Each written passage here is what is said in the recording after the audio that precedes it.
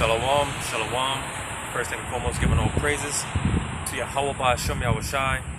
Double honors to the apostles and elders of Great Millstone. Yahweh Shem Yahushai, Barakathum, to the house of David, which would be the hopefully elect. Lord's will, because that's what we are striving to be, a part of that number. All right, and through the spirit and power of Yahweh Shem Yahushai, able to come out here another day to prophesy the downfall and the destruction of America, which is Babylon the Great, man.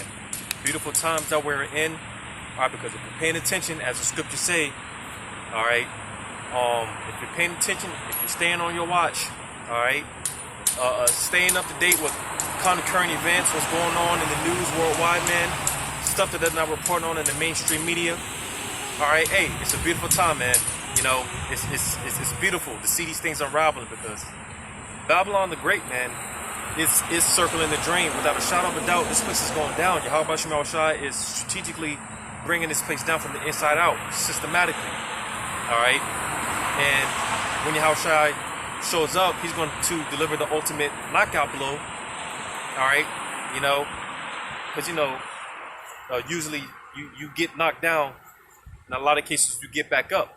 But, hey, in this case, America, once it gets knocked down, ain't it coming back. All right? So again, we are seeing these things unravel, man. And again, Babylon the Great is circling the drain, man. It's a beautiful thing to be in these times that we're in. Being that this is the time of prophecy, a lot of things are going on. Paying attention to the situation and dealing with China. All right. And the Evergrande. What is it called? The Evergrande, because I've been watching, I've done videos on it already, dealing with a possible government shutdown and possible government default here in America. All right, which basically, if that takes place, because you got to understand, in order for them to usher in the NWO, this new system, they got to crash the old system, and that would be a great excuse. The government defaults, because with that, one thing's going to lead to another. It's going to be a domino effect. All right, but prices in goods and food skyrocketing. Which one thing's going to lead to another. Famine. Hyperinflation. As the scriptures talk about how, neighbors are going to be turning on one another, because of the lack of bread and great tribulation, and you see Yahweh Shem Yahushai, he's stirring the pot up, man. He's stirring things up. It's a beautiful thing, man. But to get this, I'm gonna get this in Zephaniah chapter 1, because this is what's coming, and this is what's right around the corner. All right.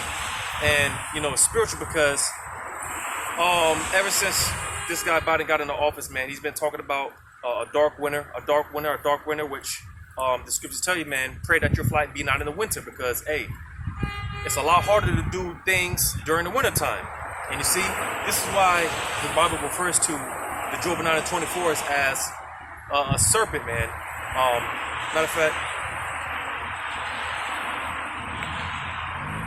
because when you read the book of Revelation, it talks about that old serpent called the devil, which is talking about the Job 9:24. All right. And what is that old serpent referring to? When you go to Genesis 3:1, it says, now the serpent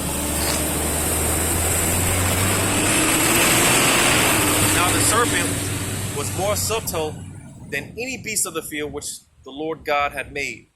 All right. And again, this serpent, being that's subtle, all right, goes into cunningness, because them Job 9:24s, they're very cunning when it comes to wickedness. They're very skillful when it comes to wickedness. All right. But to finish it out, it says, and he said unto the woman, yea, have God said, ye shall not eat of every tree of the garden. So again, this serpent, what I mentioned in Revelation, that old serpent, right, goes back to this, right, which again, this is the same spirit that's in Esau today. All right. He's cunning, man. He's conniving. He's slick. And this is why Yahweh Shai referred to, I think it was Herod, if I'm not mistaken, or Pilate. Let's see if I can get that real quick.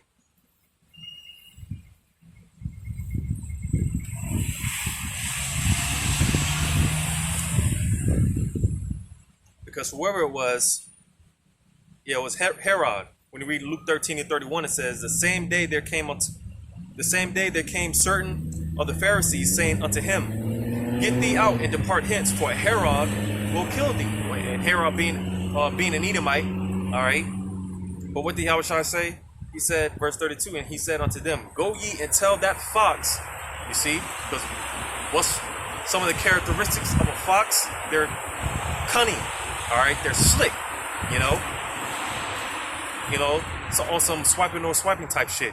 You see, that's Esau for you. So you see, Yahushua referred to him as a fox because, again, he's that old serpent that you read about that I just read in Genesis, the 3rd chapter. Slick, man. Cunning. Crafty.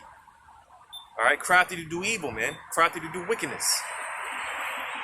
It says, Behold, I cast out devils and do cures today and tomorrow, and the 3rd day I shall be perfected. All right? So the point being that Yahushua referred to this devil as a fox, man. Slick as all hell.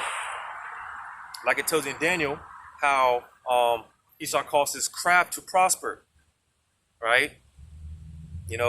And basically, man, a lot of it goes back to witchcraft, sorcery, all right? Because, Esau, he's the ultimate warlock, all right? He's the biggest witch on the planet, all right?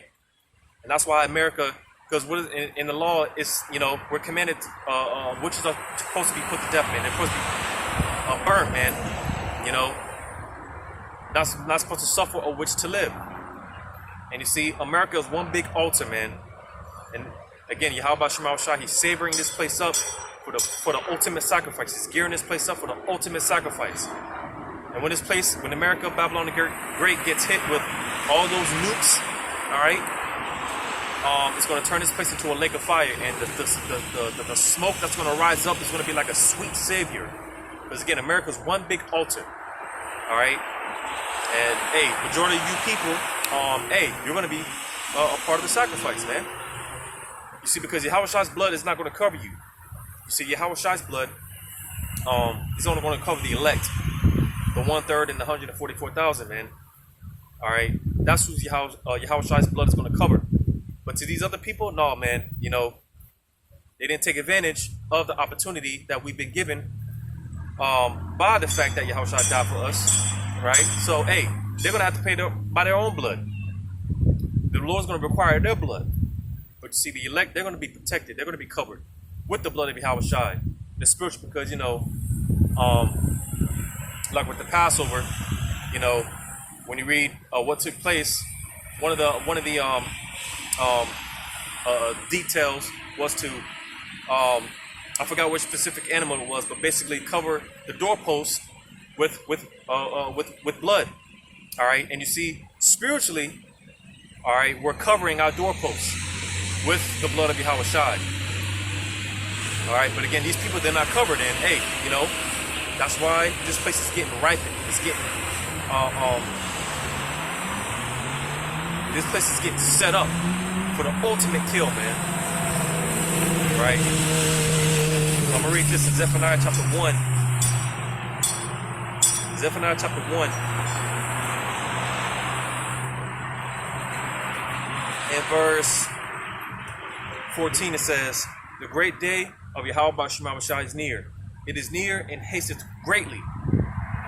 You see? Because, hey, you got to think, man, these words were written hundreds and thousands of years ago. And if we were that much closer, if we were that close to the end back then, how much more now? How much more in today's day and age? Where wickedness has reached an all-time high. This is the most wicked that the earth is, the most defiled state that the earth has ever been in ever since it was created. All right, and it started when the Edomites got its power, starting with the Greeks. So this is the most defiled state that the earth has ever been in, man. And again, wickedness is at an all-time high. And you see, this place, again, the Lord is just allowing America to rack up on iniquity, all right, sin upon sin, so he can be destroyed or justified in destroying his place. Because you see, to the saints, all right, to the elect, they're going to be in the spirit of how much longer are we going to have to sit back and deal with this? How much longer are we going to have to sit back and bear this wickedness? How much longer? Oh, Yahweh Bahashim Yahushai. This is what we're asking the Lord. Not only us, the saints on earth, but the saints in heaven. They're complaining continually. How much longer? They're crying out for justice. Because, again, it just seems like, each day that goes by, man, is, because, each day it's like hell. And when you're in hell, talking about captivity, time seems to be slower. Time appears to go by much slower.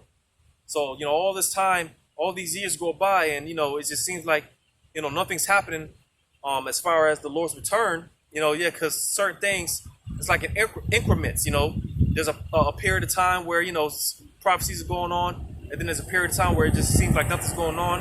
It's a constant cycle of that, but understand the prophecy, because certain things have to play out before the ball really gets rolling on this thing. You see, and read that again, verse 14, Zephaniah 1 and 14. The great day of the Lord is near; it is near, and hasteth greatly. So you see, it said it hasteth greatly. So, because again, it just seems like time's going by slow, nothing's happening, But hey, the scriptures talk about how we're in a time where the Lord, He's not going to prolong His word anymore, man.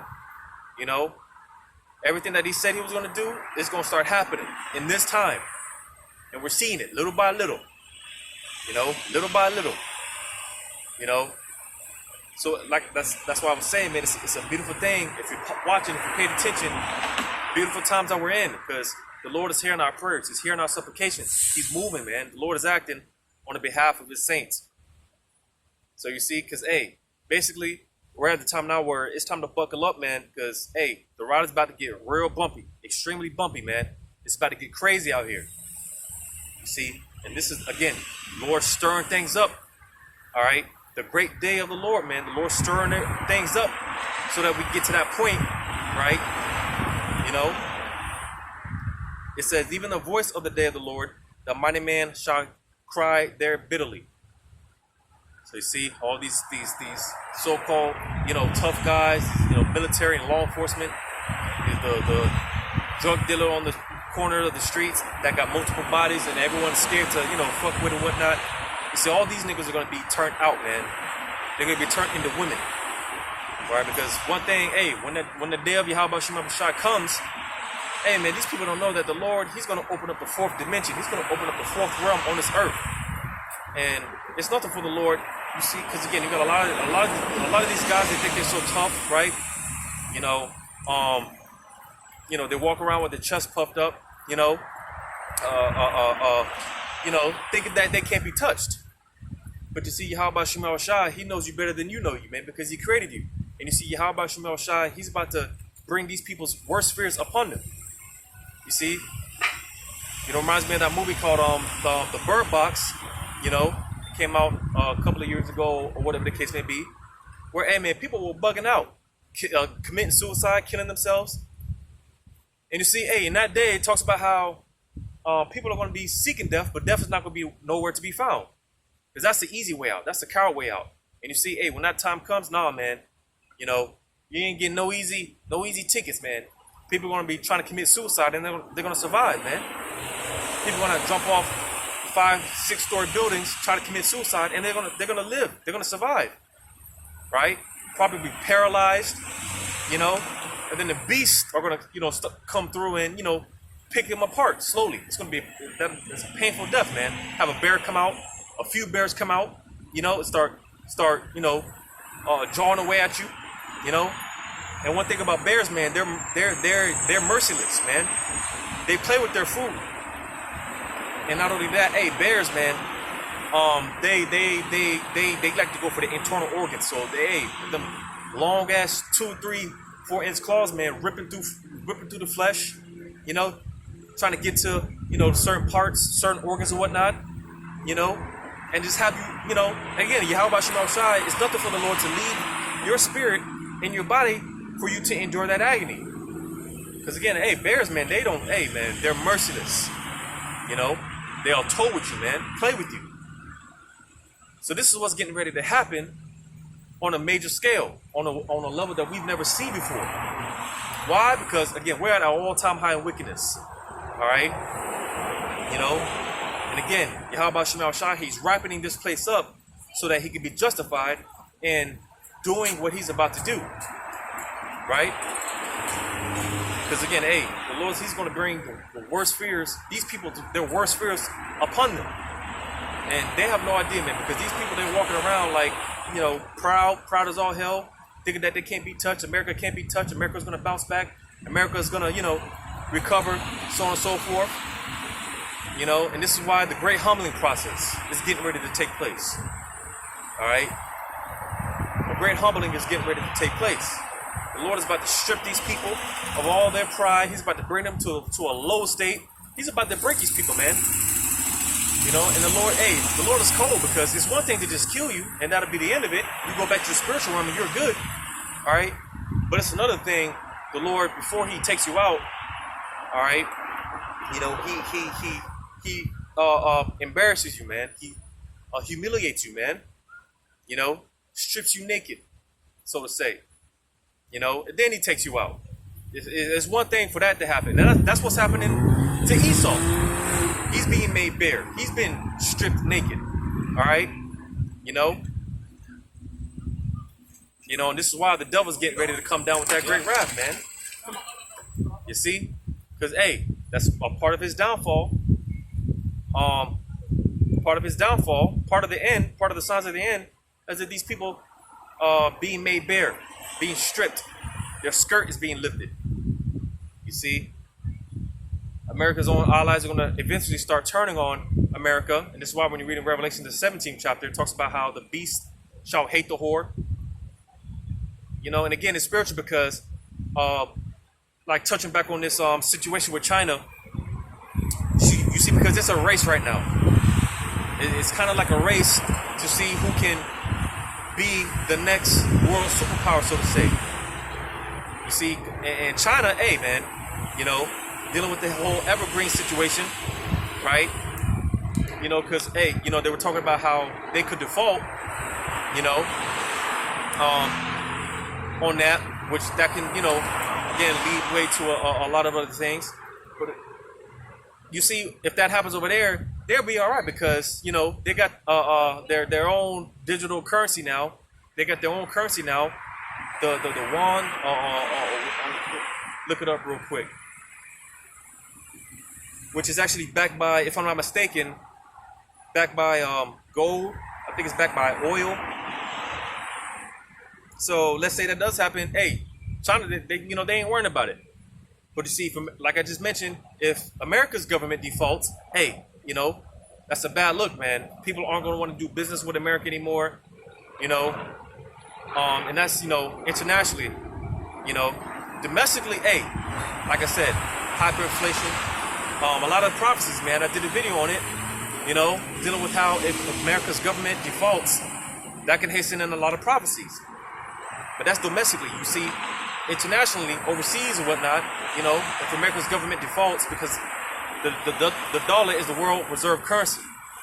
You see, and if America's government defaults, hey, a lot of that could piss a lot of the nations off. That could lead to World War III. So you see, again, Yahweh Shema Shai, man, he's strategically setting these things up because, like I said, right now, these nations like China and America, they're being tested right now. To again see who can, for the most part, be the next world superpower. And I always say, hypothetically speaking, if Yahweh Shema Shai didn't write it to where Esau would be the last heathen nation to rule, all right, if the Lord didn't write it out that way, China would, more than likely, be the world superpower. With Russia, probably being the new NATO, the new military force, and who's setting this up? Who is Yahweh Shema Shai using to set this up? Europe, which is the beast, if you have the ears to receive. Europe being the beast, all right, that you read about in Revelation, the 13th chapter.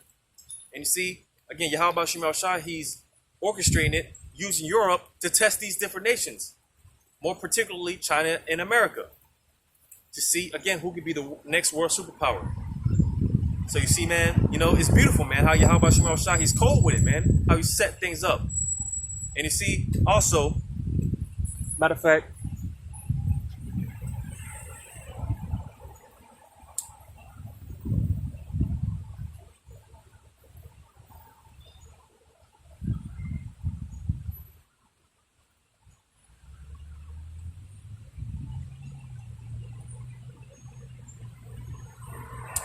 what was I going to get? I was going to get this.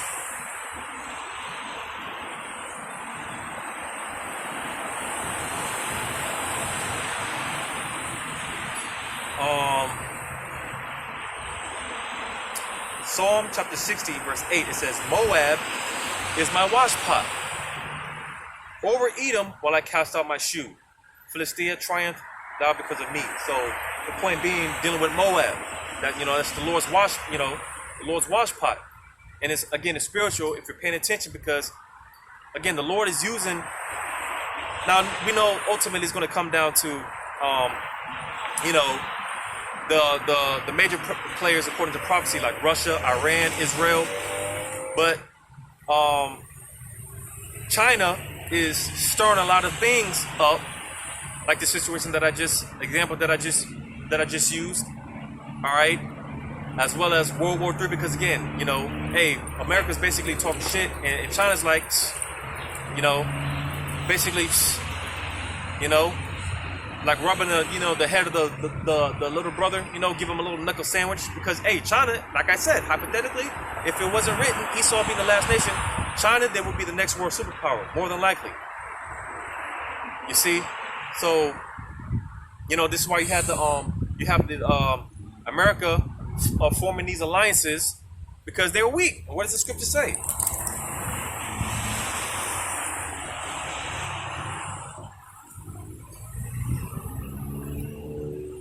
You got America just formed the alliance with the UK and Australia, which again, being that Esau, he's a cunning hunter. He's very slick when it comes to his craft, right? He's strategic with everything, right? Because basically, everyone knows for the most part that America is doing this deal with Australia, is to basically strategically place those nukes.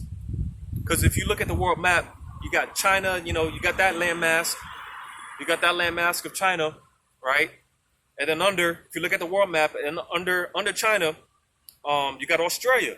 So again, being that Esau, he's cunning, all right, he's thinks things out, man. He's strategic. He sets those nuke subs, those submarines, over there in Australia, and basically have them pointed at China. Because again, hey, China, they're the next big bad wolf on the block. You see? And again, it goes back to what I was saying, dealing with how what I just read with Moab being the washpot, being the Lord's washpot. Because again, the Lord is using Moab, the so-called Chinese, to stir things up. And not like I said, ultimately it's going to come down to those other the other nations according to prophecy. But again, the Lord's stirring things up, all right, like a washpot with Moab. It's beautiful how Yahweh Shem Shai is playing these, seeing these things play out, man. It's called Yahweh Shem Shai. You see? But like I said, going back to America, because hey, America's weak. All right? America's very feeble. You see? We're just America is basically one not so major event from just all out anarchy, and just a complete collapse. Not one so major event away, man. America is weak. This place is finished. And this is why they're, I saw this, I didn't look into it yet, but basically how America is got with India and a couple of other places to basically, how do I put it? It was India. They got together with India and a few other places, a few other nations to come together and basically, how do I say it? Basically stare down China. Why? Because again, America's weak. America's weak, man. They're letting all these transformers into the military, all these women into the military. All right, America's military is a joke, for one. All right, compared to the other world and their their military structure. Look at Russia, man. You see, and because America has dumbed down these men in Babylon so much. All right. You know that any side of a real man in a society, man, they call it toxic masculinity. It's looked down upon for a real man to be a real man. You see, because Esau has completely made these men so docile to a point, man, that there's no masculinity. And you see, when a lot of them foreign troops, like Russia, when them foreign troops start coming over here, hey, man, you see, hey. Because, over here in America, man, for a husband and wife, hey, over here in the States, it's normal for a woman to cuss her husband out, talk back, talk shit. But you see, in them other nations, especially over there in the Middle Eastern cultures, they don't play that shit, man. And this is why, like, over there in Afghanistan with the Taliban, man, they're putting those women back in order. Because, hey, when America went over there, all right, and spread their poison, all right, because there was a point in time where you didn't have women driving, getting educations, and doing what they're doing ever since America went over there and planted their poison. They got drunk off that wine. But now that America's gone, right?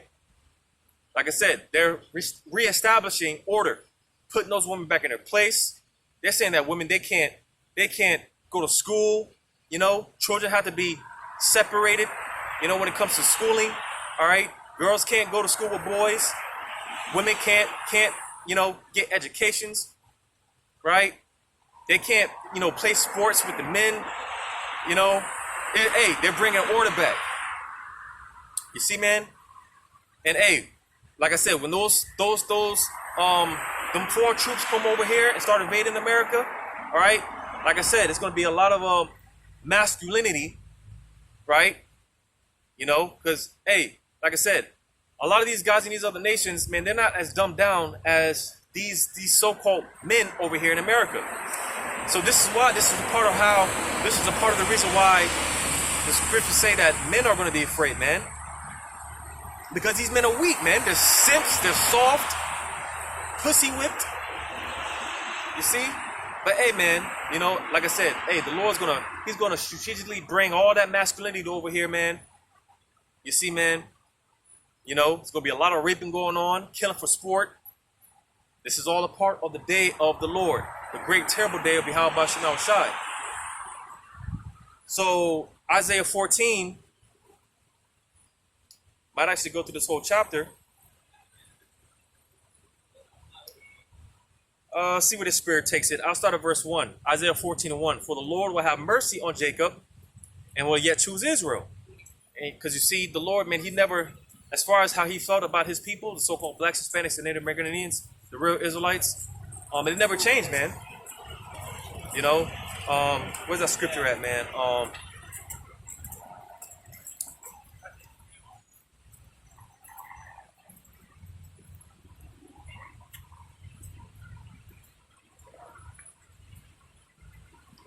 Malachi chapter 3, verse 6, it says, for I am Yahweh. It says, I change not.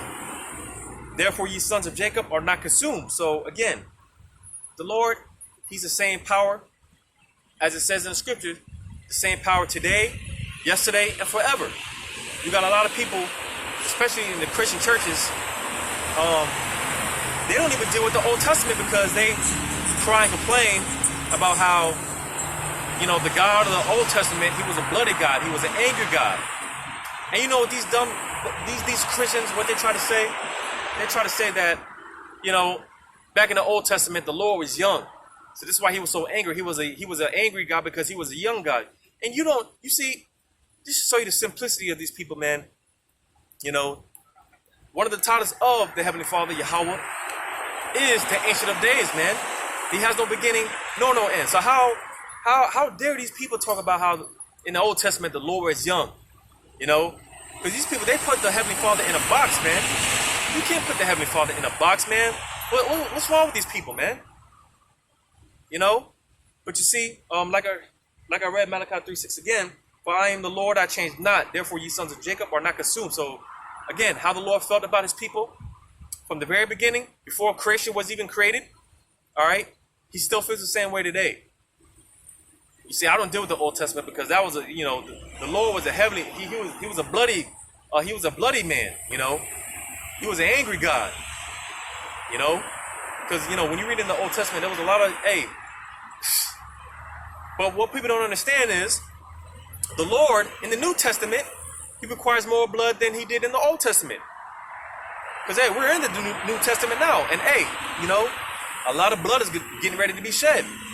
It's no coincidence that there's 8 billion people on the planet, 9 billion people on the planet. That's not a coincidence. I don't believe there's ever been as much people on the earth, ever. And that's not a coincidence, man. Because everyone's back to receive their judgment. So, the Lord's going to require more blood than he did in the Old Testament. So what are you talking about? You see? But the point being that, the way that the Lord felt before creation was created, the Lord feels the same way about his people today. The so-called blacks, Hispanics, and Native American Indians. All right? Jacob had 12 sons. All right? Jacob, whose name was later changed to Israel. Before his name was changed to Israel, he had 12 sons, which consists of the 12 tribes, which consists of you so-called blacks, Hispanics, Native American and Seminole Indians. You are the Hebrew Israelites that the Bible talks about. The Lord's love is for you, like I just read here in Isaiah 14:1. For the Lord will have mercy on Jacob and will yet choose Israel. So you see, also tells you about that in, I believe that's Isaiah the 40th chapter, if I'm not mistaken, how the Lord, he chose Israel to be his servant. Let me get that, because I don't think, just to make sure, I always get confused with Isaiah 40 and 45. So just for the sake of edification, just to make sure.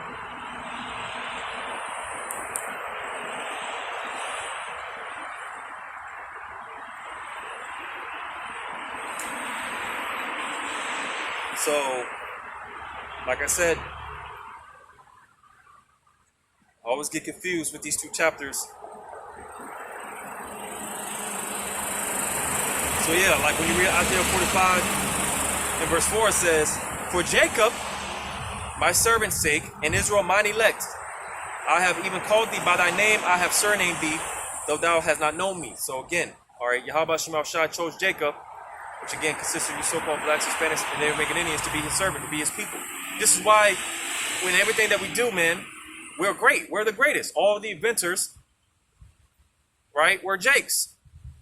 Despite how they looked, all right, because, we're people scattered. Because one thing I always say, man, it's not a thing of color. It's not a thing of looks. If you're an Israelite, the spirit in you is gonna, it's gonna show. But nevertheless, this is why we are the salt of the earth, because the spirit of Yahweh Shema Shai is in us. Above all the families of the earth, what did the Lord say? He chose us to be his people. So again, the Lord chose Jacob to be his servant, to be his people, to be his physical representations on this earth. Right? So going back, Isaiah 14 and 1. For the Lord will have mercy on Jacob and will yet choose Israel and set them in their own land, and the stranger shall be joined with them, and they shall cleave to the house of Jacob. Because, people ask the question, well, if the Lord created everyone, why would he hate them? Why would he create them just to hate them? Well, it just said here, it said, then the stranger shall be joined with them, and they shall flee to the house of Jacob. Basically, servants, slaves. You see? Because, in our kingdom, the nations, someone's going to have to pick them cotton in them fields, man. Someone's going to have to do the laborious work. Because, hey, in our kingdom, we're not going to have to lift a finger. Yeah, we're going to be exploring different galaxies and planets, creating life and, doing all type of wonderful things. But it's not going to be like how it is today in this kingdom, in this society where, you're back-breaking slavery, grievous, working for pennies, man. It's not going to be like that in our kingdom. That's what the nations are for. That's what they're for. You see? But verse 2 says, and the people shall take them and bring them in their place, and the house of Israel shall possess them in the land of the Lord for his servants and handmaids. Like I just said, slavery. We built their nation up, right? Free labor. So, hey, what's wrong with having these heathens build our nation up with free labor? That's the balance of things, man. It says, and they shall take them captives, whose captives they were, and they shall rule over their oppressors. So you see, that's righteous, man. That's righteousness. Because again, they did it to us. And by default, like I said, the nations were created to be our servants in the first place.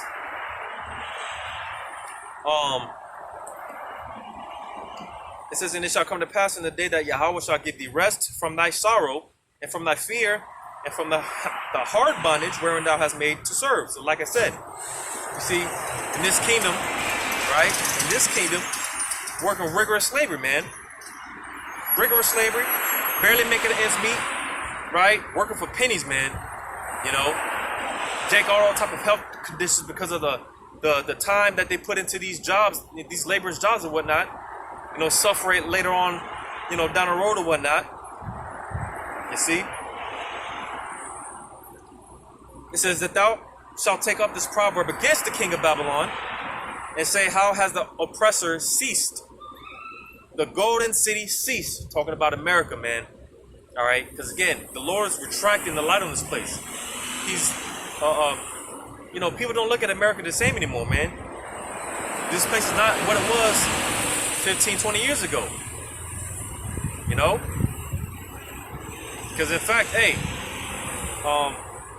nations are trying to leave this place, man. They're trying to get the hell out of this place. They're trying to leave, man. They're trying to get the hell out of Dodge. Because they see that this place is going to shit. They made their money. They made their shekels.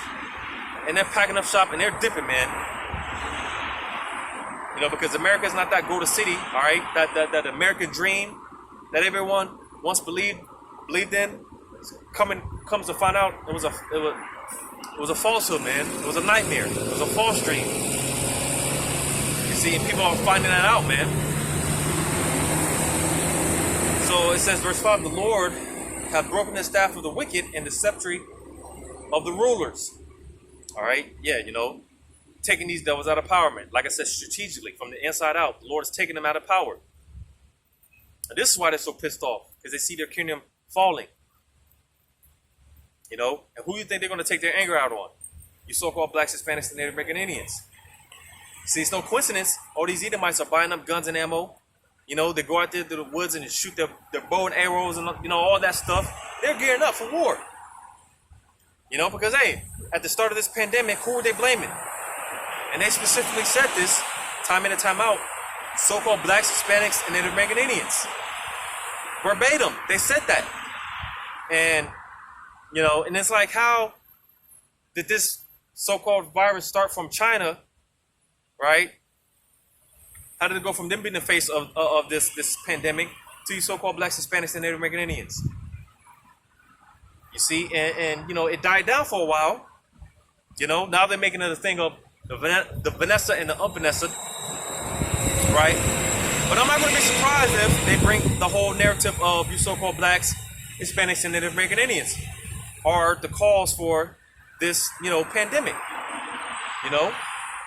You so-called blacks, Hispanics, and Native American Indians, y'all don't want to. They're the highest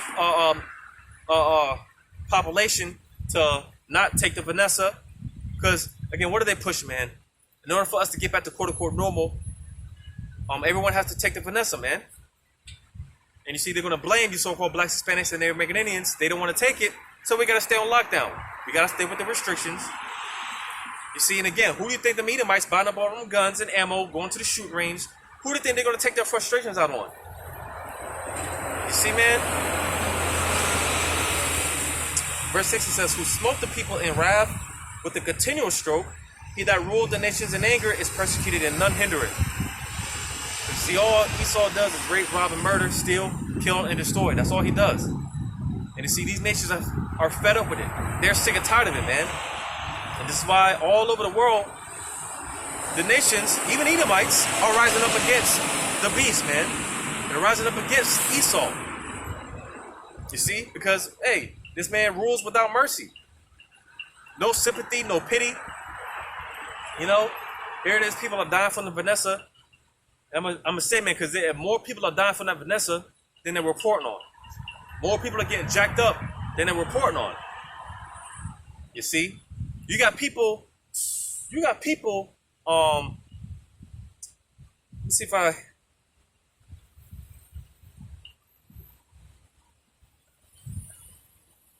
get this real quick, man. Because it's one of those international bankers, man. One of those elites. And you got people protesting outside his castle, outside his abode.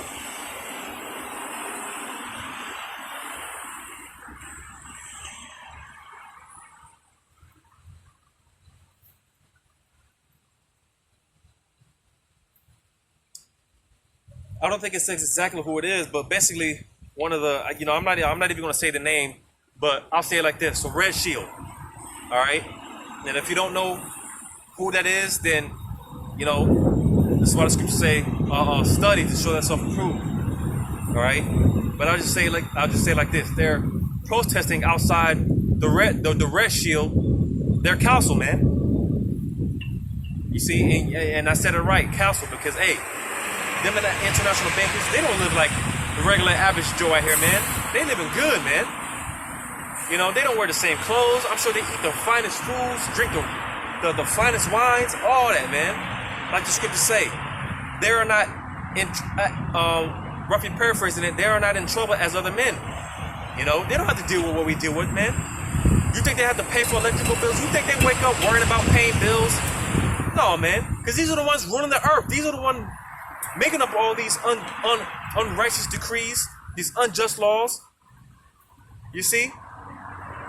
And for anyone that doesn't want to get down with the program, hey, look at this guy and the Haiti president, man, the Haitian president. But like I said, basically it was just one of the Red Shields, all right. People are protesting outside his castle or their castle. Like I said, I don't know exactly who it is. I don't know if it's just one of them or a bunch of them. I don't know, but just to show you, man. Hey, and we're talking about one of the elites, man. One of the scriptures talk about the spiritual places, spiritual wickedness in high places, right? That is going into them elite bankers, man. So you see, man. Hey, it's beautiful. These things are happening right before our very eyes, man. We're almost the hell up out of here, man. You see, Esau, he's losing his power structure. The Lord is tearing him up systematically from the inside out. So going back to Isaiah 14, I'm going to read verse 6 again. It says, who smote the people in wrath with a continual stroke, drop bombs. They just came out, which this is no surprise, because they've been doing this, man. They just didn't tell you peons about it, man. They've been doing this stuff, but it just came out how basically America's military hit a drone strike, killed so-called innocent people, children included, because the scriptures say no one perishes being innocent, So, and supposedly it was an accident.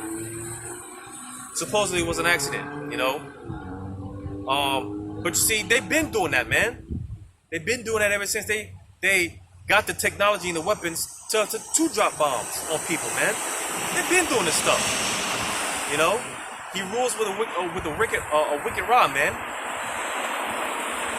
It says, he that ruled the nations in anger is persecuted and none hinder it. So you see, like I mentioned, you got people protesting outside of one of the elite bankers, their council, man.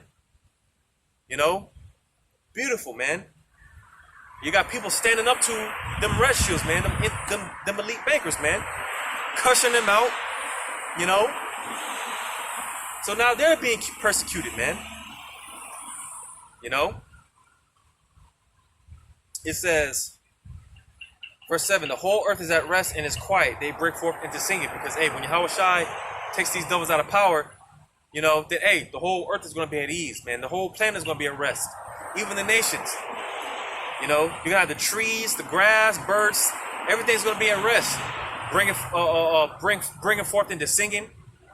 You know, because, hey, the earth itself, read about that in Isaiah 24, how the earth is sick. The earth has a cancer.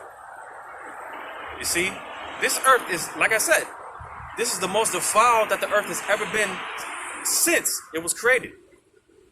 You know, it's the most polluted time, the most wicked, you know.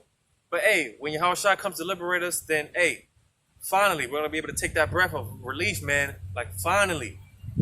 Because you read in our Psalm, I think it's Psalm 126, it talks about how, man, hey, when we get into the kingdom, this is all going to be like one big nightmare, man. You know, one big nightmare. Waking up from a bad dream. And you just, you wake up from a bad dream, you just, thank God it was a dream, man. The water, it was just a dream.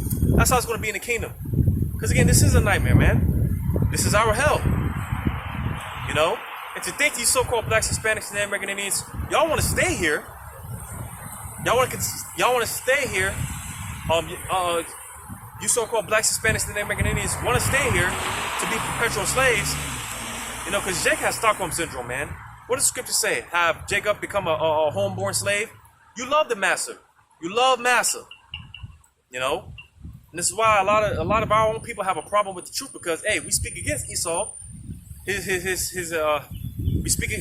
talk about his downfall and how he's going into slavery, and eventually he's going to be done away with. He's going to be extinct. He's going to be wiped out. But you see, again, Jake, they have Stockholm syndrome. They love massa. You know?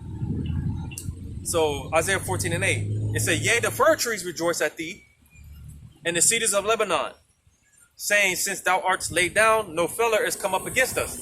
But you see, hey, again, in our kingdom, even the trees are going to be rejoicing. You know? Because, like when it talks about the fir trees, right? If I'm not mistaken, basically like a lot of those Christmas trees, you know, and just, you know, trees in general, man. What does Esau do? He cuts everything down, plants fake, you know, these fake grass and dirt, you know, deforestation. You know, Esau does these things, man. You know, chopping up all, you know, acres of land, man. You know, clearing it out.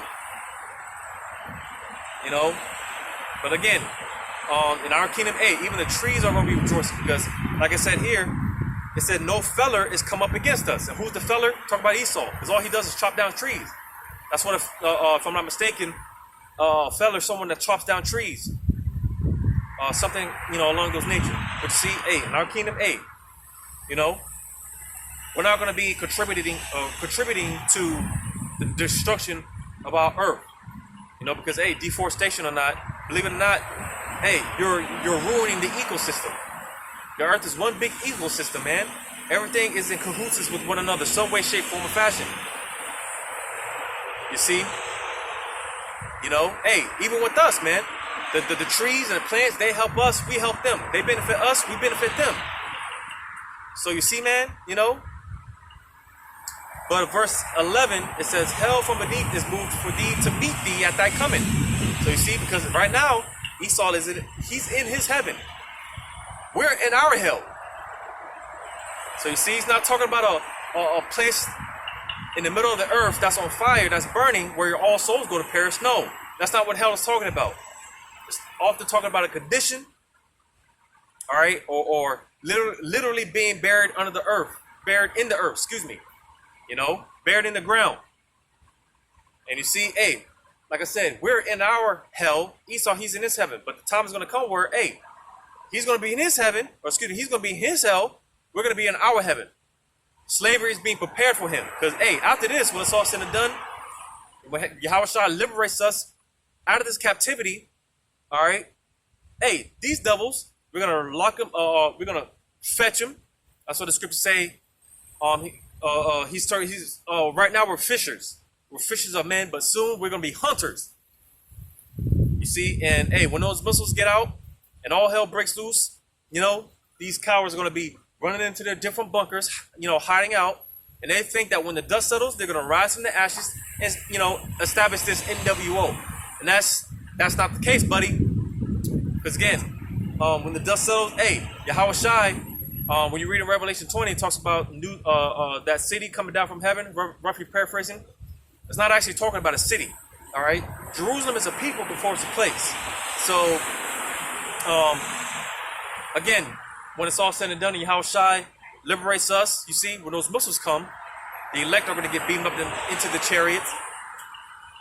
All right, and when the dust settles, the elect, those that made it, all right, they're going to come down from those chariots. And what are we going to do? What are the elect going to do? They're going to hunt these. They're going to go hunt for these different elites hiding in these different bunkers and whatnot. You see? And what are we going to do? Grind them up, shackle them, right? Put them in chains just like they did us, irons and yoke, all that. All right? And we're going to put them in the pit, lock them up. And the scriptures talk about how they're going to be, for them, it's going to be continual employment. Slavery. Because like I mentioned, we built their nation up. All right? So now they're going to build our nation up, man. So, to, them Job 9 and 24s, man, get ready for perpetual slavery. That's why I said, hell from beneath is moved for thee to meet thee at thy coming. So you see, all right, hell is being prepared to meet thee. Slavery is being prepared for you. It says, it stirred up the dead for thee, even all the chief ones of the earth. It hath raised up their thrones, all the kings of the nations. All they shall speak and say unto thee, art thou also become weak as we? Art thou become like unto us? Because again, America was this once, dominant force that nobody wanted no smoke with this place. They didn't want no smoke with this nation. You see? But again, now America is weak. All right, like I said, this place is one not so major event away from just a complete collapse. Man, we are on the verge. All right, America is circling the drain. This place is through, and this is why America is forming all these alliances. To come together to basically talk shit or stare down places like China. All right, and China's just laughing, man. China knows, man. You see, China, they're very ahead as far as their advancements in technology. They're way ahead of the game, man. They're already talking about 6G, or they've been talking about 6G. America's trying to keep up with China. You see, they were already talking about over there, super soldiers over there in China, So China's ahead of the game right now. America's trying to keep up, and basically because, again, America has served her purpose, man. It served her purpose, and this is why, the beast is eventually going to turn our back on America. The beast is going to turn his back on this whore. It serves her purpose, So this is why, going back to what I was saying, man, the waters are being tested. With the examples that I used before, with China, all right, and America, to see who's going to be the next world superpower. And going back to what I mentioned, what I read, how Moab is the Lord's washpot. So you see how the Lord is stirring things up using Moab, using those so-called Chinese, man. Like I said, man, it's beautiful how Yahweh Shai is stirring these things up. He's stirring a pot using China. You see, the Lord's words, man, like I was saying, man, earlier, the Lord said that He would not withhold His word anymore, man. You see, what the Lord said He was going to do, He's going to bring it to pass. He's not going to hold back no more. You see? So, verse 10 again, it says, and they shall speak and say unto thee, art thou also become weak as we? Art thou become like unto us? Because again, America's weak. You see, America can't talk shit like it did before, back in the past, because not everyone has missiles. At one point in time, America was the only place that had missiles. Like I said, nobody wanted to smoke with America. But now everybody has missiles. You see? So, verse 11, it says, thy pomp is brought down to the grave, and the noise of thy bowels, the worm is spread under thee, and the worms cover thee.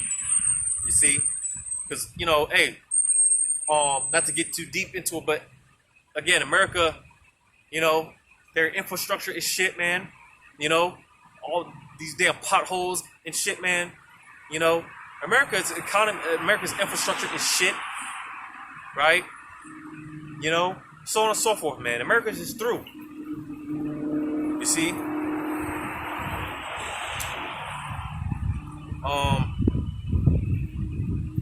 Hell, I'll just read it on out. Verse 12, it says, how art thou fallen from heaven, O Lucifer? Because again, hell is being prepared for them. All right, because you got people that really look at Esau as he's God, man. I see a short guy. People really look at Esau as he's the Most High. You see? But hey, the Lord's about to show who really is the Most High power. He's about to show these people that, man.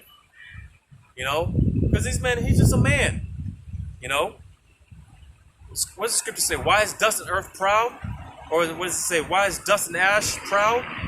Roughly paraphrasing it. Because hey, man, we're in this flesh, right? We're in this flesh being created from the dirt, right? And when we die, what happens? The flesh goes back to where it came from, the dirt, man, the earth.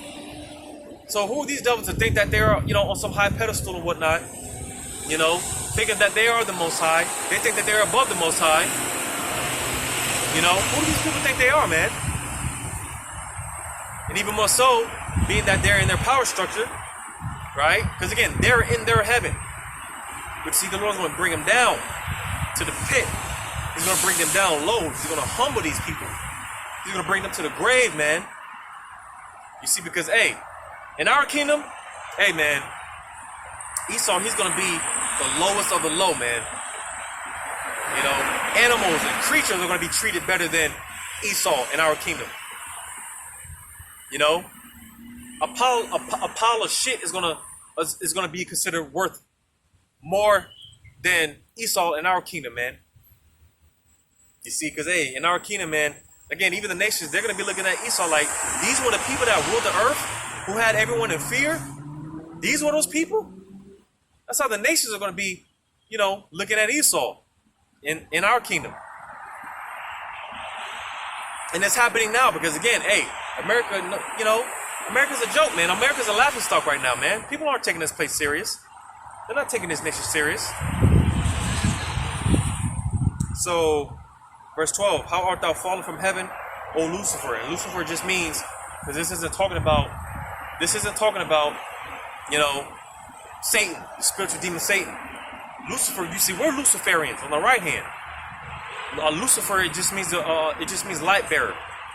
And you see, we bear the light on the right hand through the spirit and power of Yahweh Shema Shai. All right, we're Luciferians on the right hand, but Esau, he's a Luciferian on the left hand, right? Because his light goes into his wisdom, knowledge, and understanding on the left hand. You see, so he's a Luciferian, right?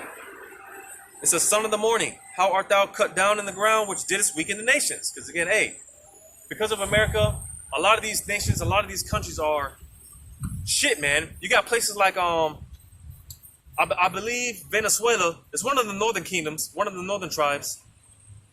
But Venezuela, man, I think it's Venezuela. They're supposed to be like one of the richest countries in the world, man. But because he saw his raped, robbed, murdered, right, conquered the lands and whatnot, taking the resources out of the land and whatnot, right? Now look at Venezuela, man. Hey, man, their economy is shit, which that's coming to Babylon soon. That's coming to America soon. All right. Venezuela's like it's a third world country over there, man. That's what happens when Esau comes to these different nations. All right, and they spread their poison, right? They spread their wine, get you all buttered up, get you drunk. That's what happens. Nations that are supposed to be rich in resources, look at these nations, man. They're like third world countries. So again, a lot of these third world countries, a lot of these nations that are struggling, It's because of America. And see, hey, the time is going to come where, hey, these nations, they're going to remember what America did to them. They're going to remember Yahweh Shem Shai. He's going to put a spirit on these nations to remember all the wickedness that Esau has done to them, man. Like Japan, they recently celebrated, or not celebrated, but they had a what do you call it? They just recently had a forgot what they call it. It was like a remembrance of when America dropped bombs on Hiroshima and Nagasaki, right? Japan, they just had a not a celebration, but basically they just had a day of remembrance, you know, to reflect on that. You see, because they didn't forget what America did to them. They didn't forget what Esau did to them.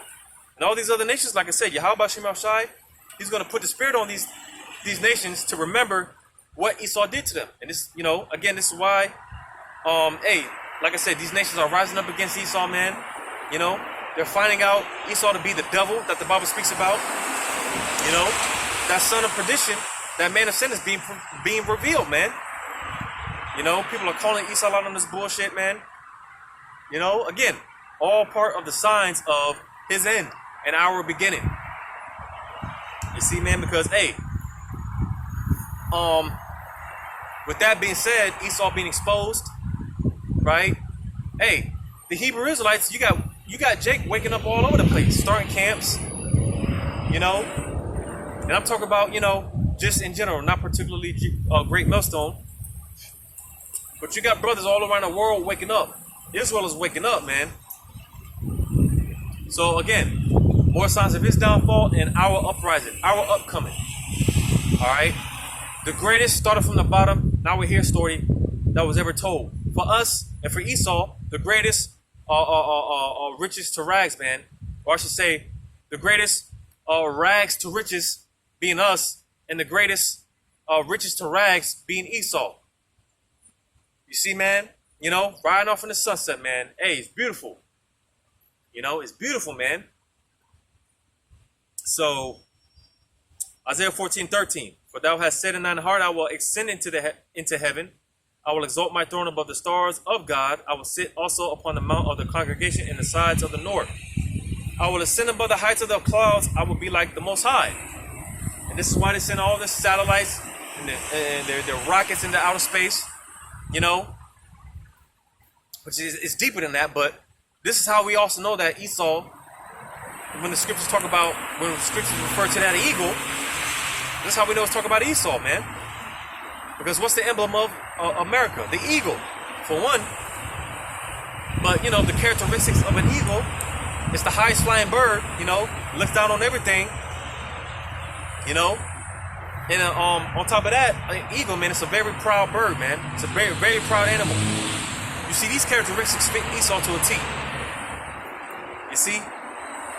But nevertheless, this is why, again, they send their space stations out there in outer space, their rockets and whatnot, man, into the heavens. You know? Because they want to be like the Most High, man. You know? So, verse 15, it says, Yet thou shalt be brought down to hell, to the sides of the pit. So like I said, hey, they're getting ready to be brought down to a very low state, to the point where in our kingdom, like I said, they're going to be unrecognizable. These were those people that had the nations in fear.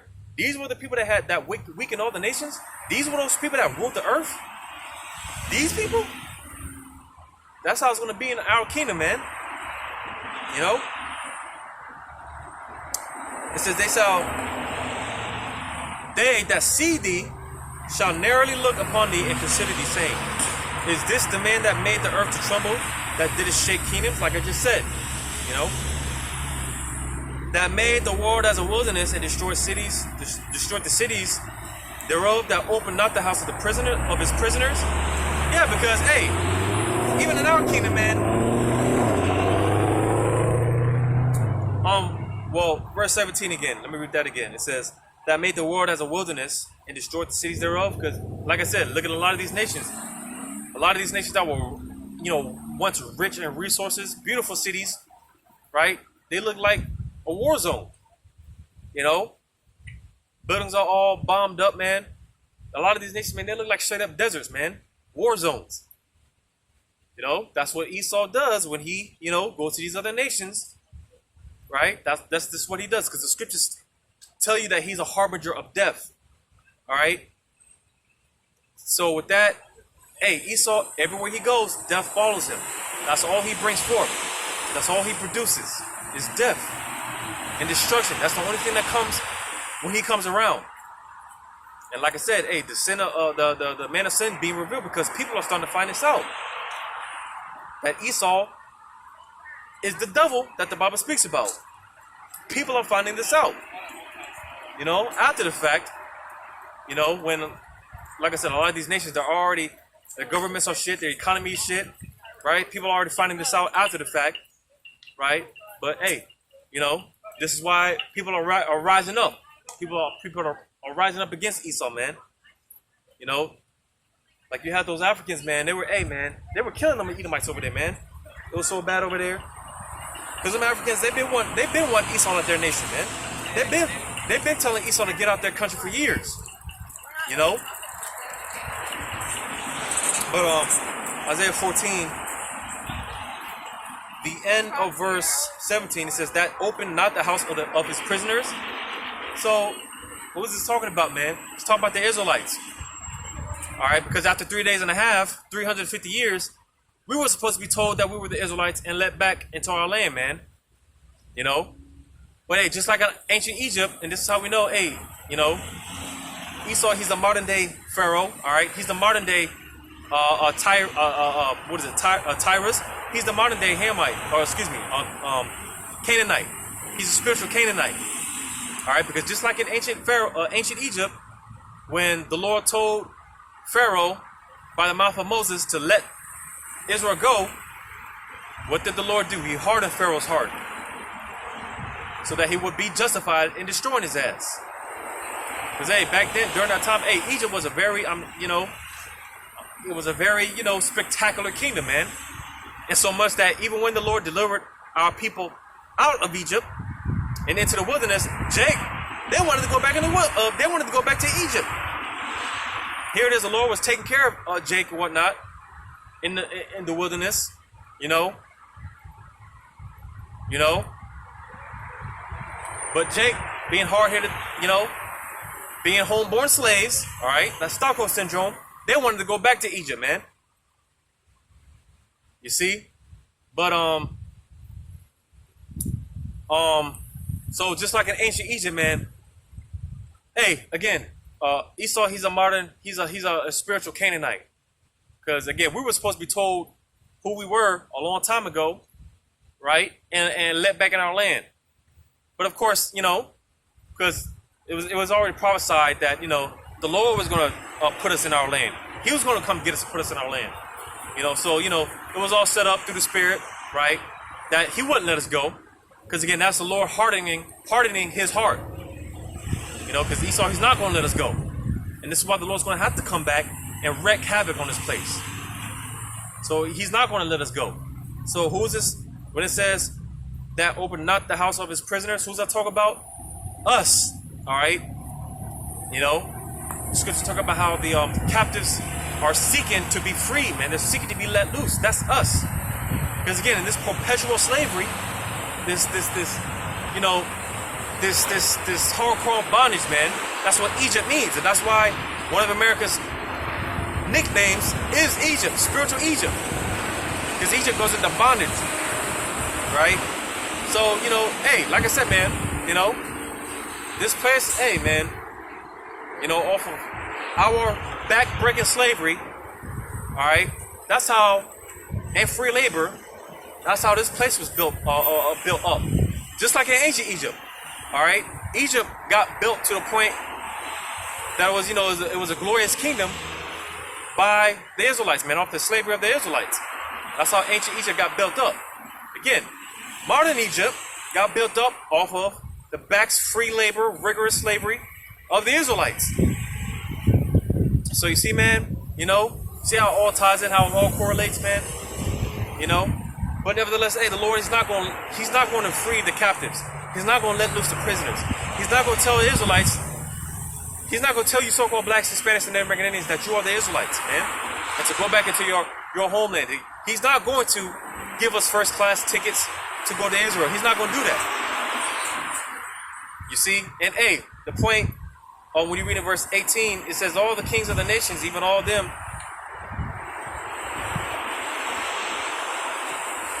Salakia.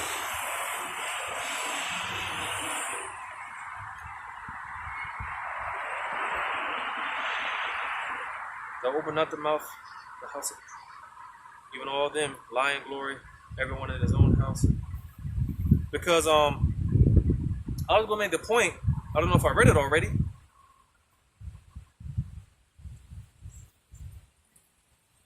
But basically, man, so I'm gonna read that part again. Isaiah 14, the last latter part of 17. Because again, this is how the nations, the heathens, are going to be looking at Esau in the kingdom, right? It says that open not the house of his prisoners. Could you see? In our kingdom, right? In our kingdom, the nations, the heathens, they're going to hate the Edomites, man, because, they're going to be looking at Esau like, man, you niggas, you tricked us into, keeping the Lord's people down and out. Well, not out, but, you tricked us, you beguiled us into, keeping these Israelites out of power, not telling them they were the Israelites. You see, that's going to be the mindset of these heathens in the kingdom, man. They're going to be mad at Esau at the fact that he didn't tell us that we were the Israelites and let us go. The nations are going to be pissed off at Esau because of that. You see? It says, verse 18, all the kings of the nations, even all of them, lie in glory, everyone in his own house. Yeah, because, contrary to popular belief, all right, in our kingdom, the nations, they're going to have their own plots of lands to dwell in, all right? There's not going to be none of this mixing and mingling going on, spreading all this confusion. That's not going to be taking place in our kingdom.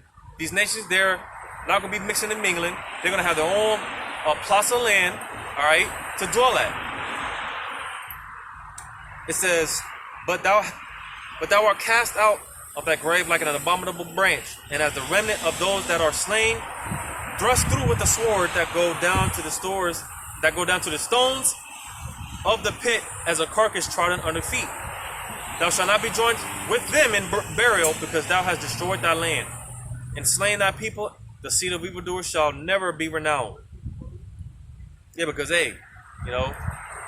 again, once Esau gets taken out of power, that's it. There's a scripture that talks about how basically, because of course they're going to have to reproduce, right? They're going to have to reproduce to bring forth more slaves. Because unlike them, you see, us in our kingdom, we're going to be immortal. We're never going to die. But you see, the nations, they're still going to be subject to the flesh. They're still going to die. You see, and the typical lifespan is beautiful because, again, how the Lord set this up, man, the Lord is cold. You see? Hey, man, again, in this kingdom, right, the average lifespan of a Jake, 70, 80, 60, 70, 80,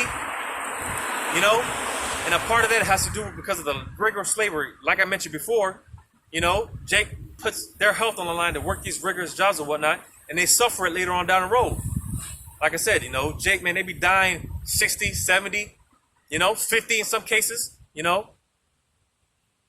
see? But, in our kingdom, the lifespan is going to be cut short. It's going to be cut shorter than that. Because, the rigorous slavery, in our kingdom, these heathens, they're probably going to live to 30, 40, if that, man, And this should show you the process, if they're going to die, they're going to wait 3 to 4 generations, and they're going to come right back into slavery, man. That's the beautiful thing about it. The Lord is cold. They're going to die. They're going to live to about 30, 40. They're going to die, which is relatively young, right? Like I said, wait 3 to 4 generations, and they're going to come right back to, do what they do, man. Do what they were created to do. It's beautiful how the Lord set this up, man. And if you got a problem with it, go join GOCC, right? And all these other camps that teach that all the nations can make it. see, because this is true reparations. This is what we want, man. We want to see this. Again, it's righteous. They did it to us. You know, so why, when it comes to the Israelites, having slaves and captives, why is this such a problem? And I'm talking to the Jake, man. I'm talking to the Israelites. You know, Jake has a problem with the fact that we're going to have slaves and concubines, right? Believe it or not, Jake has a problem with having concubines, taking women from the other nations and making them our concubines. Jake has a problem with that. You see, because Jake is on a low level, man. They're on a low vibration. You see, you know, we think outside the box, man. We think beyond, man, above and beyond. You know, what's wrong with having concubines of the other nations? Our forefathers did it. A lot of the tribes, man, their mothers were concubines. You know, so Jake, you know, acting like it's a problem, man, having concubines of the other nations. Not only that, we're gonna have seed with them. We're gonna have babies with them too. We're gonna take the finest of the finest from the heathens. All right, make them our concubines, because they're not gonna be on the level of an Israelite woman. All right, they're not gonna be on the level of an Israelite wife. All right, you know. But hey, man, we're gonna take the best of their women, just like they did us. Right? They took our women, raped our women. We're gonna take their women, gonna have babies with them and everything, man. And again, the beautiful thing about it is, hey, offspring with the concubines, they're gonna be Israelites. You see, because of course the father carries the seed, all right, you know. But Isaiah 14:20 again, it says, "Thou shalt not be joined with them in burial, because thou hast destroyed thy land and slain thy people. The seed of evildoers shall never be renowned." So, like I said, going back to how they are going to be reproducing in the kingdom, all right, to of course bring forth more slaves, right? But it's not going to get to the point where, you know, they're going to rise up, you know, because, you know, they're not going to rebel, because like even during I believe, if I'm not mistaken, like during King David's time, you had Edomites that were revolting or rising up. You see, that's not going to be taking place in our kingdom. You know, secret revolts going on behind closed doors. You know, and all these, you know, Edomites banding together and, you know, to fight the Israelites. No, man, that's not going to take place. They're never going to get to the point where they are today again. Because again, once Esau takes them, once Yahushua takes these devils out of power, that's it. They're through. They're finished. They're just going to be perpetual slaves until that 1,000 years. Talk about Esau, and after 1,000 years, they're going to be exterminated. And that's the balance of things, because hey, you know, to show you how the Lord deals with balance, there you have a people that's going to be completely exterminated, completely wiped out. And on the other hand, you have people that's going to live forever. That's the balance of Yahweh Shem Yahushua, man. It's beautiful, you know. So Isaiah 14:21, it says, "Prepare slaughter for his children, for the iniquity of their fathers, that they do not rise nor possess the land, nor fill the face of the world with cities." So, you know, like I just said, you know, Esau, they're going to be, as well as the nations, they're going to be reproducing, but it's not going to be to a point where, you know, they're going to rise up and, you know, fight the Israelites. It's going to be big war. No, man, none of that's going to be taking place. They're going to bring forth children just to continue to bring forth slaves, all right, and to maintain our kingdom.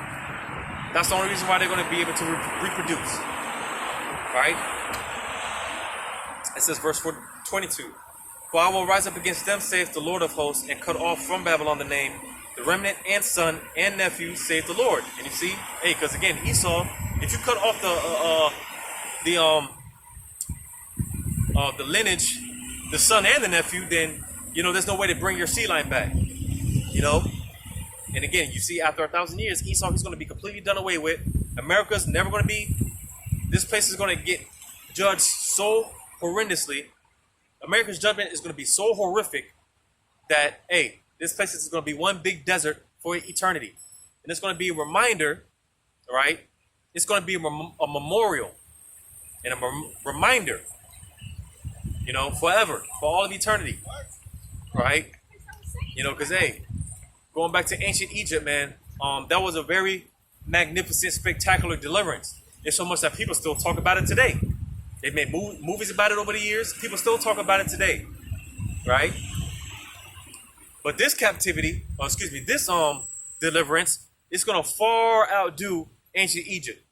All right, and to the point that then you're not really gonna be talking about our deliverance from ancient Egypt.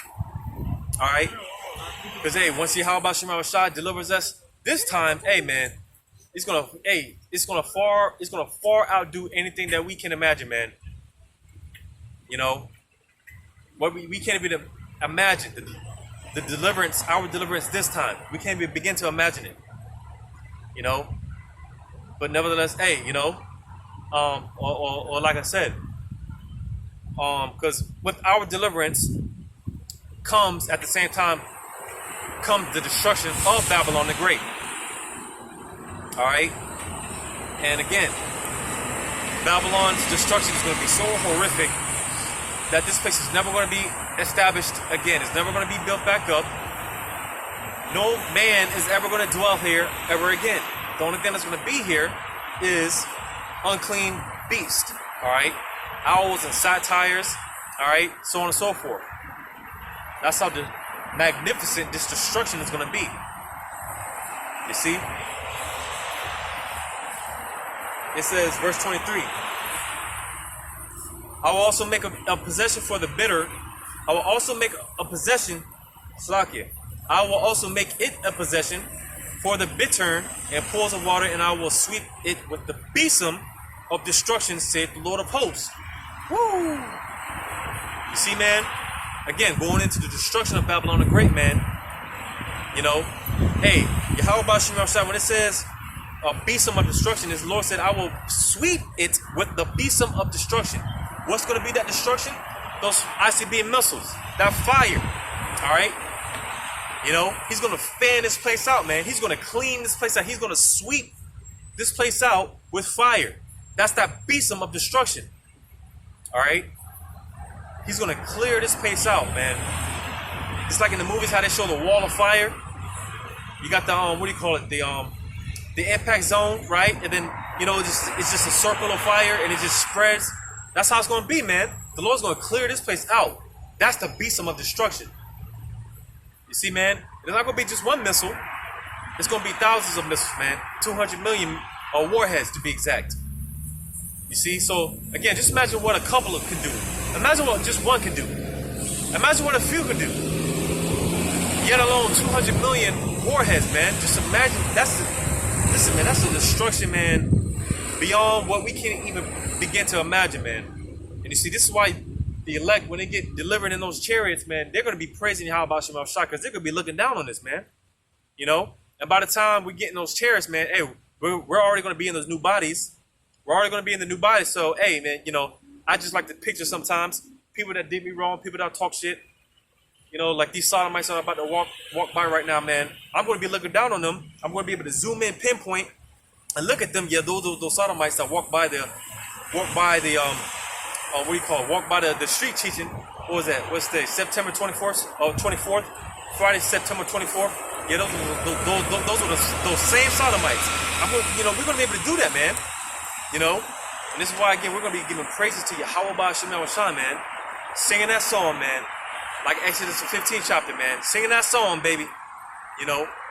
So, hey, this is what's in store for this place, man. The besom of destruction. So, Isaiah 14:24.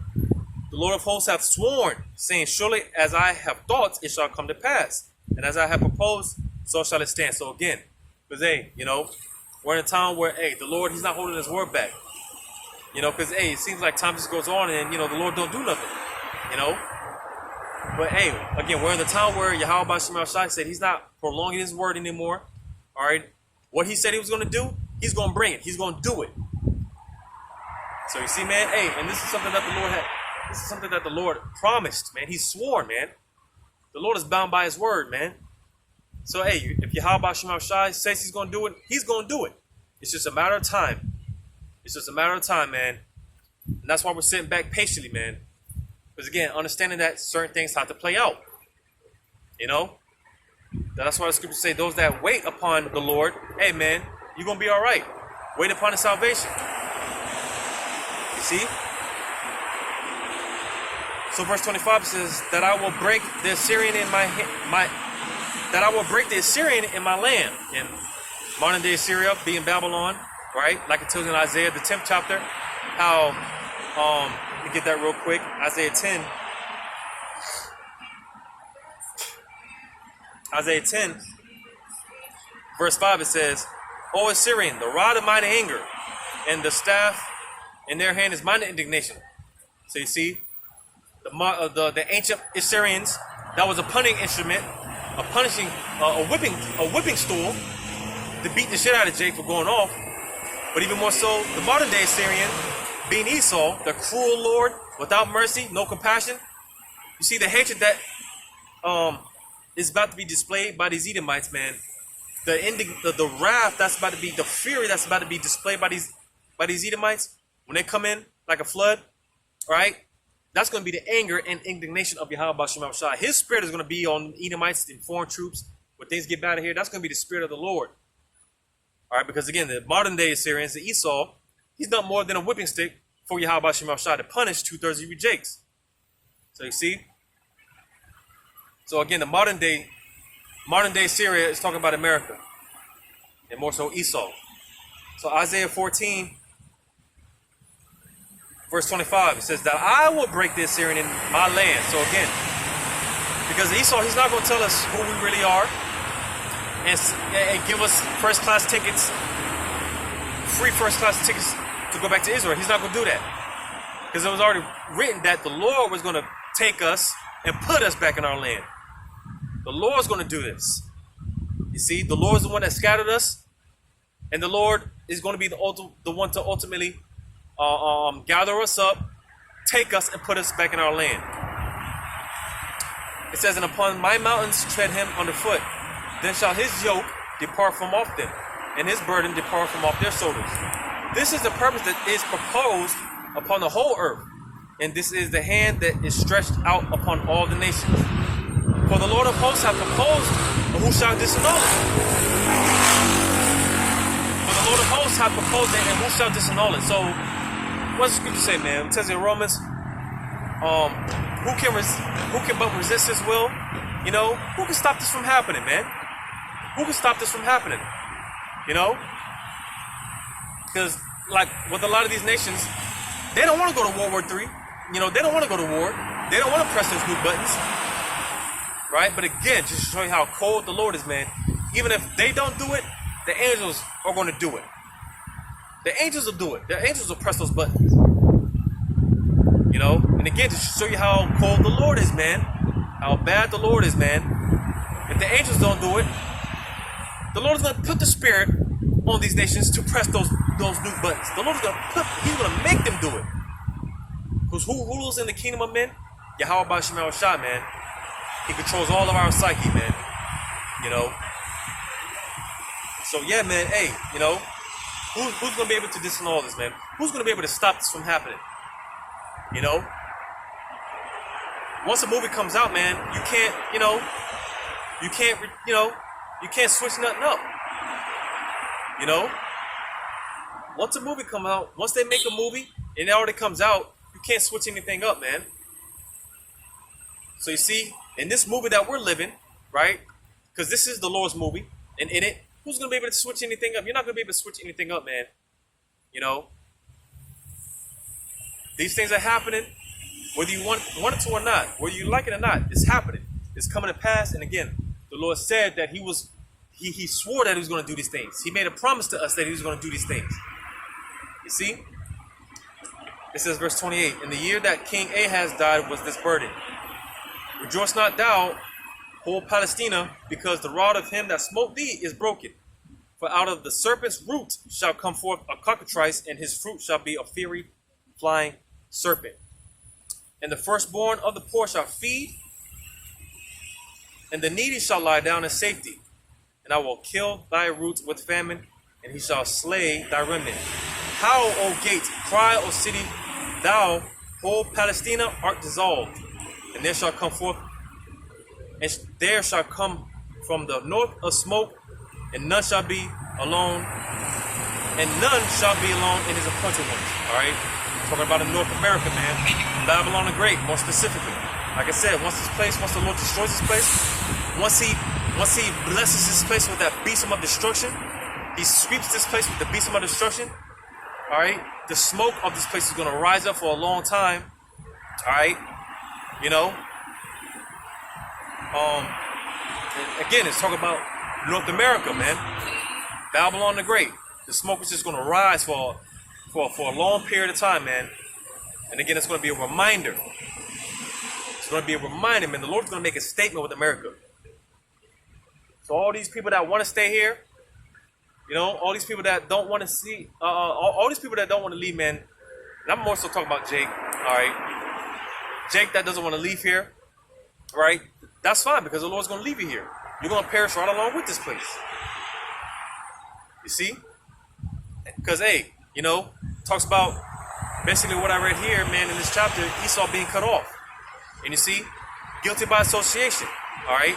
You Jakes that don't want to, you know, cut yourself off from this man, all right, you're going to suffer the same fate as him, all right? You're going to suffer the same fate as him. You're going to perish with him, right along with him.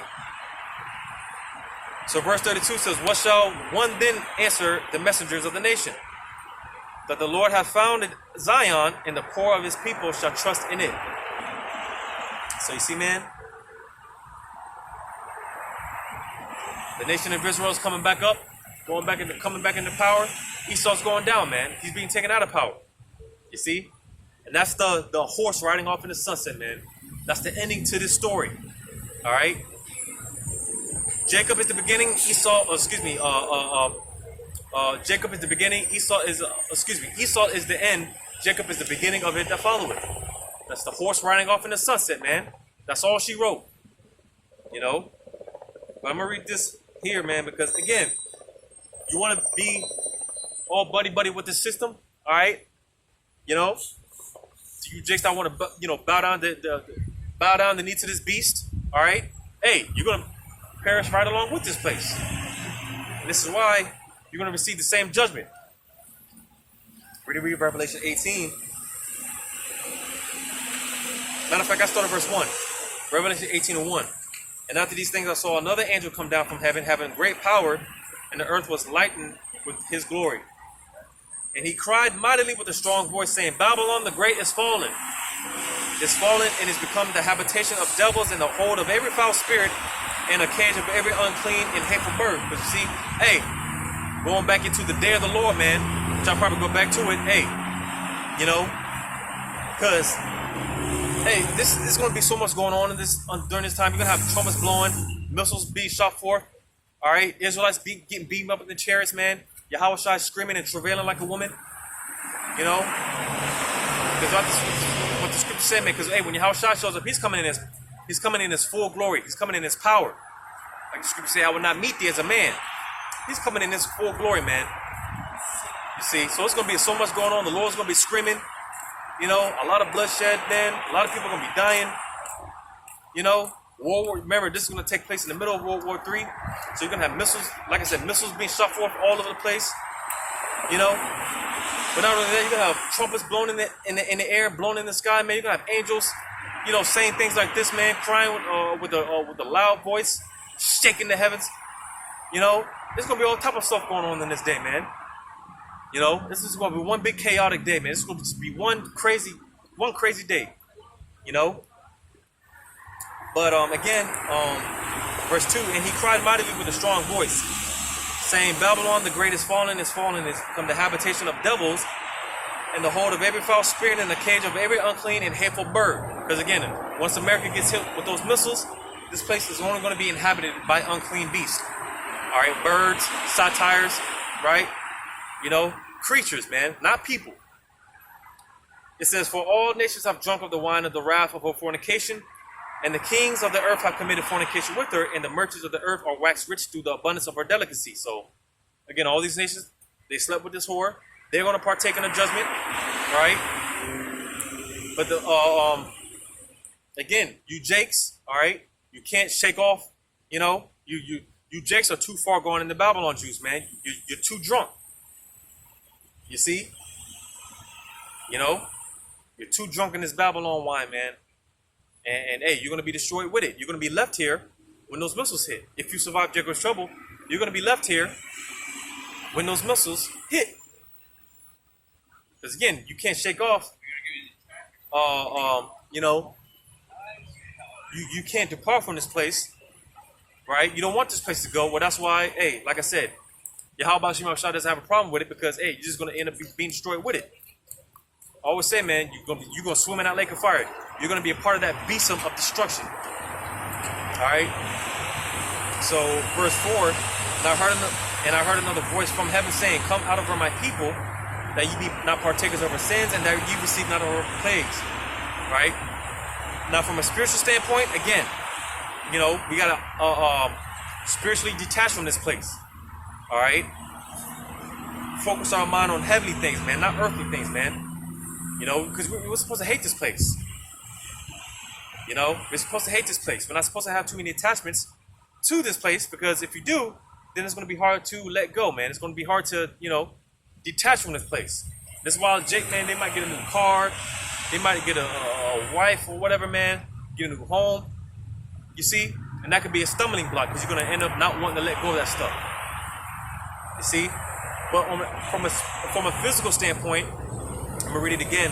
"And I heard another voice from heaven saying, Come out of her, my people, that ye be not partakers of her sins, and that ye receive not of her plagues." So, on a physical standpoint, all right, again, you know, simultaneously when all this is going on, like I mentioned, all these things are going on, you know, because all these things are going to be a simultaneous event. The angels cracking forth through the clouds and, you know, blowing trumpets. All these things are going to be going on. The elect getting beamed up, all right? That's going to be the physical aspect, right? Where it just said, "Come out of her, my people, that ye be not partakers of her sins, and that ye receive not of her plagues." Because again, the elect are literally going to be getting beamed up as those missiles are coming down, because that is the plague. That is the final judgment, the final plague of Yahweh Shema Shai. All right, you know, and as this is taking place, the elect are going to get beamed up in those chariots simultaneously. So that's the physical aspect of it. All right, the physical standpoint. All right. Spiritually, we got to depart, man. I'm going to read this part again. It says, "Come out of her, my people, that ye be not partakers of her sins." So you see, because the ways of America lead to death and destruction. All right? You know, we don't, I'm not even going to say that because they might strike the video, but, you know, hey, because everything that America promotes is contrary to Yahweh Shema Shai. All right? And we're not with it. You see? We're not with it. You know? But you see, Jake is out here partaking in those sins, marching in those, you know, those marching in those rainbow parades, you know, so on and so forth. You know, you're partaking in the sins, man. So again, spiritually, from a spiritual standpoint and from a physical standpoint, all right, you know, spiritually, we ought to detach, let go of this place, and physically, hey, again, once those missiles come, the plagues, all right. The elect are literally going to get beamed up as the missiles are coming down. So, verse 5, it says, "For her sins have reached unto heaven, and God hath remembered her iniquities." And like I said, Yahweh Shema Shai is ripening this place up, all right, so that this can happen, so that the Lord can be destroyed. Because, hey, when this takes place, man, it's going to be overkill. The destruction that's coming to the place, it's going to be overkill, man. Even the elect, those that get saved in the chariots, they're going to be looking down like, God damn. You know? Like I said, they're going to be praising the Lord, but hey, at the same time, man, they're going to be looking like, God damn, the Lord was not playing. Because the destruction is going to be out. It's going to be far-fetched, man. You see, man? But again, the Lord is ripening this place up. He's allowing this place to rack up on iniquities, right?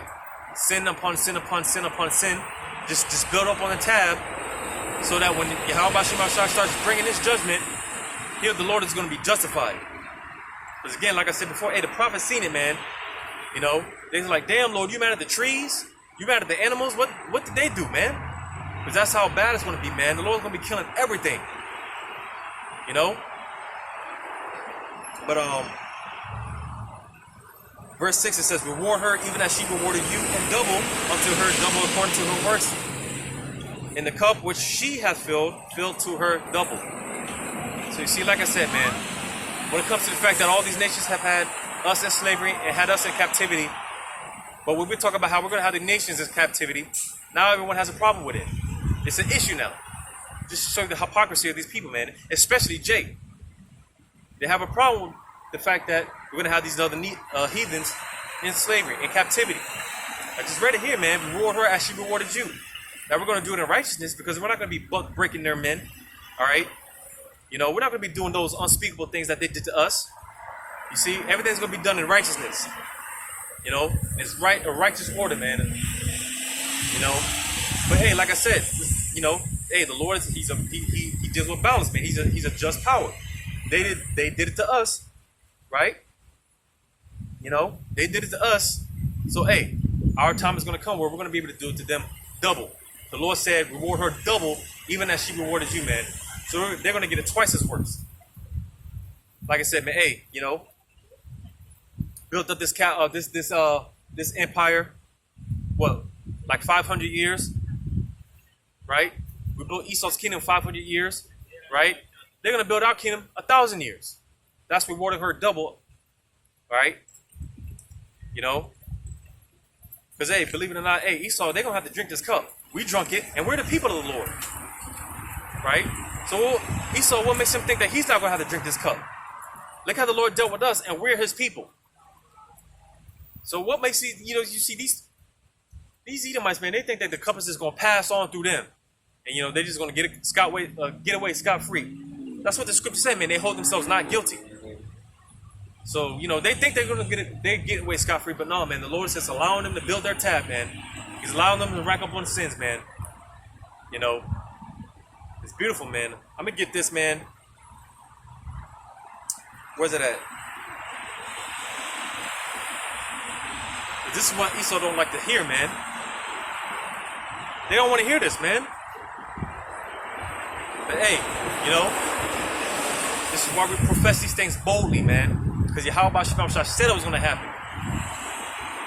We profess these boldly in your face, man.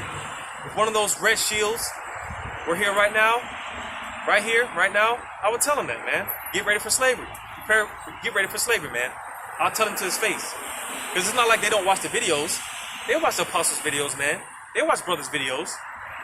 You know, this is a part of why they're pissed off. This is a part of why the devil's getting ready to come down with that great wrath. They watch the videos, man. This is why there's been so much censorship, right? You know? But I'm going to get this in Lamentations chapter 4. Verse 21. It says, rejoice and be glad, O daughter of Edom, that dwellest in the land of Uz. The cup also shall pass through unto thee. Thou shalt be drunken and shalt make thyself naked. So you see, hey, they're going to have to drink this cup, man. Whether they want to or not, whether they like it or not. Because when you read verse 22, it says, the punishment of thine iniquity is accomplished, O daughter of Zion. He will no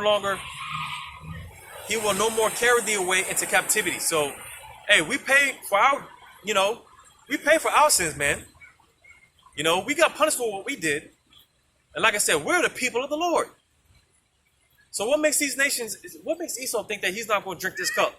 Esau, this cup's going to pass through Esau, man. He's going to have to drink this cup. And it's going to be bitter as all hell, man. It's going to be bitter. You see, man? It's going to be bitter. It says, he will visit thine iniquity, O daughter of Edom. He will discover thy sins. So you see, we pay for our crimes against the Lord. So now Esau, it's his turn. And he's going to have to drink this cup. Double. You see? And it also said, he will discover thy sins. You see?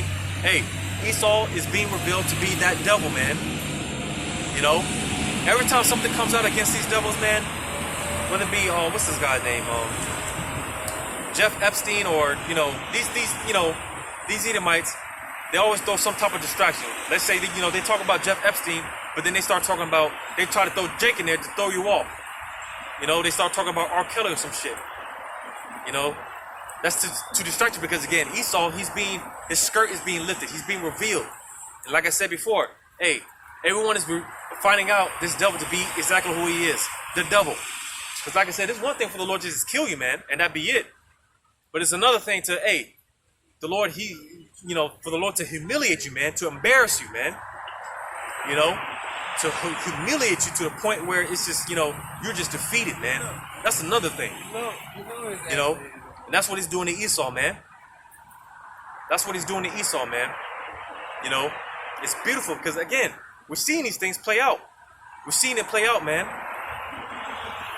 Like I said before, this is why, this is also why Esau's mad because, hey, he's being revealed. He's being exposed, right? He's being exposed by his own people. Not just by the Israelites. He's being exposed by his own people, man. The Lord is cold with it, man. The Lord is cold with it. But I'm going to go ahead and end off there. Hopefully this was an edifying lesson, man, through the spirit and power of Yahweh Shema Shai. Giving all praises to Yahweh Shema Shai. Double honors to the apostles and elders of Great Millstone. Yahweh Shema Shai Barakathum. To the hopeful elect. Lord's will, until next time. Shalom.